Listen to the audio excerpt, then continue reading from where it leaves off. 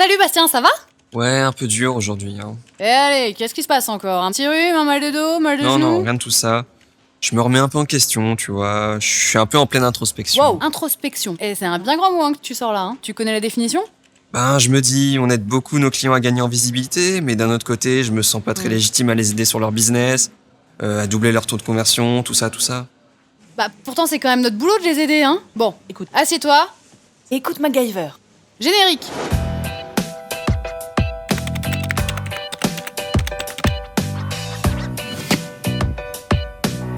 Salut à tous, moi c'est Julie, je suis consultante SEO chez Eskimos, l'agence de référencement naturel. On se retrouve aujourd'hui pour éclaircir un sujet qui revient souvent pour vous comme pour nous, comment augmenter son taux de conversion via le trafic SEO. Alors pour vous, j'ai sélectionné 5 tips, plus un bonus à mettre en place pour doubler son taux de conversion. On parlera de user experience, de technique, mais également de pure logique.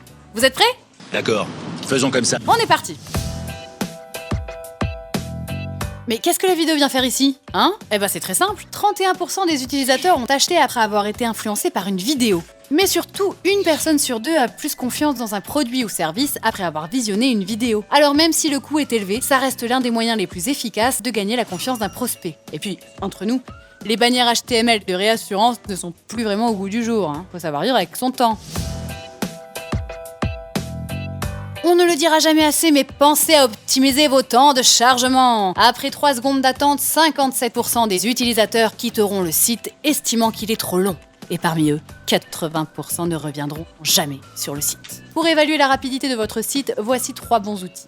Dairboost, GTmetrix et PageSpeed Insight. Cerise sur le gâteau, en plus de l'amélioration de votre taux de conversion, votre site bénéficiera d'un meilleur positionnement sur Google. Pour augmenter votre taux de conversion, il va aussi falloir distiller une tension dans la navigation de vos internautes. Mais si vous savez, cette tension là qu'on a tous au moment des soldes, cette impression que ce qu'on cherche va nous passer sous le nez. Eh bien si vous regardez des sites comme Booking.com, ils arrivent à créer un sentiment d'urgence en intégrant dans leurs fiches produits des reminders comme par exemple Faites vite mon Dieu, il ne reste que 3 produits. N'hésitez pas à vous en inspirer pour augmenter votre taux de conversion. Pour avoir des conversions via votre site, il vous faudra la confiance de vos internautes. Et pour obtenir cette confiance, on peut jouer sur un levier incontournable, la validation des pairs. Des gens comme nous, des amis, des potes, de la famille.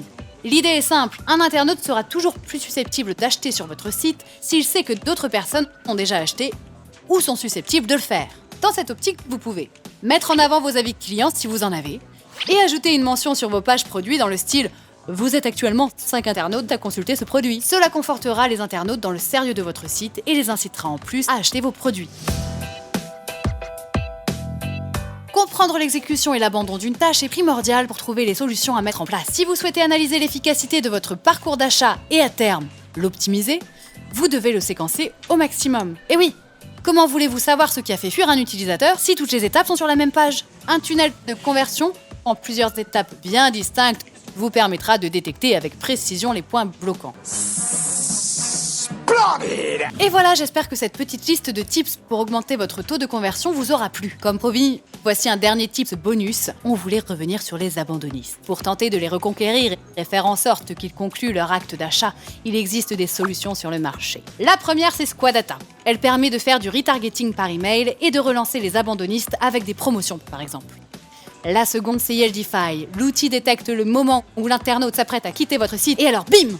Une pop-up de promotion apparaît juste avant de fermer l'onglet. Ces stratégies peuvent paraître vaines à première vue, mais il faut savoir qu'un prospect chaud comme un abandonniste vous coûtera toujours moins cher que d'investir dans l'acquisition de nouveaux internautes qui ne connaissent pas encore votre marque. Bon, comme d'habitude, n'hésitez pas à commenter la vidéo si vous voulez faire part d'expériences personnelles ou tout simplement si vous souhaitez discuter avec nous de ce vaste sujet. Dans tous les cas, n'oubliez pas de mettre un petit pouce bleu et de vous abonner si ce n'est pas déjà fait, mais je suis sûre que c'est déjà fait. On se retrouve très prochainement dans de nouvelles vidéos. Bonne journée!